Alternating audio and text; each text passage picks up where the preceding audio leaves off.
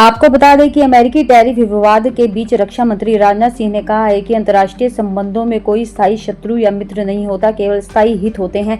उन्होंने कहा कि भारत किसी को अपना दुश्मन नहीं मानता, लेकिन हमारे लिए अपने लोगों का, किसानों का, छोटे व्यापारियों और अपने देशवासियों का हित सबसे ऊपर है। किसी भी कीमत पर इसको लेकर समझौता नहीं किया जाएगा, चाहे कितना भी दबाव डाला जाए। भारत इन्हें सर्वोच्च प्राथमिकता देता रहेगा। रक्षा मंत्री ने आगे कहा है कि चट्टान पर जितना दबाव पड़ता है वह उतनी ही मजबूत होती है। मुझे लग रहा है कि भारत पर जितना दबाव डाला जाएगा, भारत उतनी मजबूत चट्टान के तौर पर सामने आएगा। हमारी रणनीति और आत्मनिर्भरता किसी भी वैश्विक दबाव के बावजूद अडिग है और यह स्थिर रहेगी। उन्होंने कहा है कि कोई विकसित देश संरक्षणवादी उपायों का सहारा ले रहे हैं, इससे व्यापार और आयात शुल्क क्षेत्र स्थितियां लगातार गंभीर होती जा रही हैं। ब्रिटिश आयरिश दार्शनिक एडमंड ने ईस्ट इंडिया कंपनी के बारे में कहा था कि सौदागर के वेश में एक देश आज के समय में देश व्यापारी जैसा बर्ताव कर रहा है। ऐसे में अब कहा जा सकता है कि एक देश के भेष में सौदागर। उन्होंने कहा कि पीएम मोदी ने साफ कहा है कि हम कभी भी अपने सिद्धांतों और मूल्यों से समझौता नहीं करेंगे।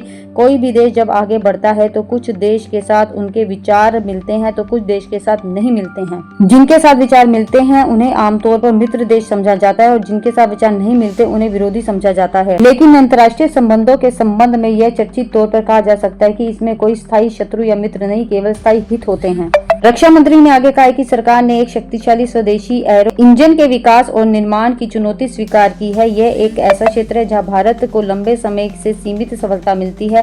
इस महत्वपूर्ण परियोजनाओं की तैयारियां लगभग पूरी हो चुकी हैं और जल्द ही जर्मनी स्तर पर काम दिखाई देने लगेगा। उन्होंने कहा कि पहले सवाल यह था कि क्या भारत इतनी उन्नत प्रणाली बन सकता है, लेकिन आज सवाल यह है कि इन्हें कितनी जल्दी तैयार किया जा सकता है। आपको बता दें, राजनाथ सिंह ने आगे कहा है कि 1988 का जो पोखरण परमाणु परीक्षण हुआ, उसके बाद जो प्रतिबंध और चुनौतियां हमारे सामने आई थी, उसने हमने पर स्वदेशी उन्नत तकनीकी से लैस एयरक्राफ्ट कैरियर, राड सिस्टम, मिसाइल सिस्टम और ड्रोन के माध्यम से पार किया। यह सिर्फ सैन्य ताकत को नहीं दिखाता बल्कि हमारी तकनीक और औद्योगिकी क्षमता का उदाहरण है।